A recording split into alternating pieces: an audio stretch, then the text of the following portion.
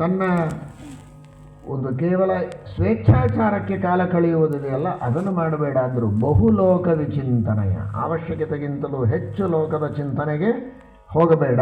ತದಲಂ ಬಹುಲೋಕ ವಿಚಿಂತನೆಯ ಪ್ರವಣಂ ಕುರು ಮಾನಸ ಮೀಶಪತಿ. ಆ ಅರ್ಥದಲ್ಲಿ ಮನುಷ್ಯ ಅರಣ್ಯದಲ್ಲಿ ವಾಸ ಮಾಡಬೇಕು. ಅರಣ್ಯದಲ್ಲಿ ವಾಸ ಮಾಡಬೇಕು ಅಂದರೆ ಅರಣ್ಯದಲ್ಲಿದ್ದವರಂತೆ ನಿರ್ಲಿಪ್ತನಾಗಿರಬೇಕು.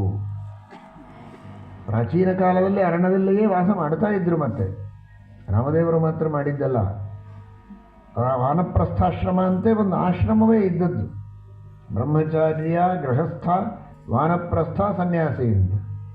ಆ ವಾನಪ್ರಸ್ಥಾಶ್ರಮದಲ್ಲಿ ವನದಲ್ಲಿ ಇದ್ದುಕೊಂಡೇ ಸಾಧನೆಯನ್ನು ಮಾಡುವಂತಹ ಒಂದು ಕ್ರಮ ಇತ್ತು.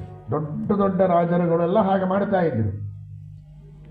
ಸ್ವಪುತ್ರೇಭ್ಯ ಇಮಾಂ ಗಾಂ, ಶ್ರೀಮದ್ಭಾಗವತ ಹೇಳ್ತದೆ, ದೊಡ್ಡ ದೊಡ್ಡ ಚಕ್ರವರ್ತಿಗಳು, ಸಪ್ತದ್ವೀಪಗಳನ್ನು ಆಳುವಂತಹ ರಾಜರು ಮಕ್ಕಳಿಗೆಲ್ಲ ಭೂಮಿಯನ್ನು ಹಂಚಿಕೊಟ್ಟು ಬಿಡ್ತಾ ಇದ್ರು. ಸುಪುತ್ರೇಭ್ಯ ಇಮಾಂ ಗಾಂ ಯಥಾದಾಯಂ ವಿಭಜ್ಯ ಭುಕ್ತ ಭೋಗಾಮಿವ ಮಹಿಷೀಂ ಮೃತಕಮಿವ ಸಹ ಮಹಾವಿಭೂತಿಮಪಹಾಯ. ದೊಡ್ಡದಾದ ಸಾಮ್ರಾಜ್ಯ, ಇಡೀ ಭೂಮಂಡಲವನ್ನು ಆಳುವಂತಹ ದೊಡ್ಡ ದೊಡ್ಡ ರಾಜರ ಆಗಿನ ಕಾಲದಲ್ಲಿದ್ದರು.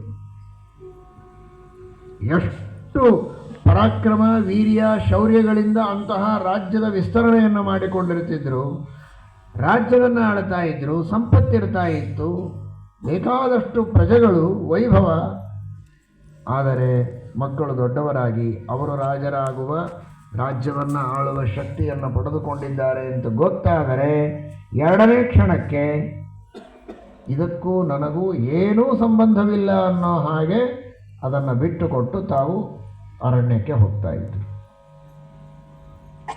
ಎಲ್ಲವನ್ನು ಮರೆತು ಏಕಾಂತದಲ್ಲಿ ಭಗವಂತನ ಧ್ಯಾನವನ್ನು ಮಾಡುತ್ತಾ ತಮ್ಮ ಜೀವನದ ಸಂಜೆಯನ್ನು ಕಳೀತಾ ಇದ್ರು.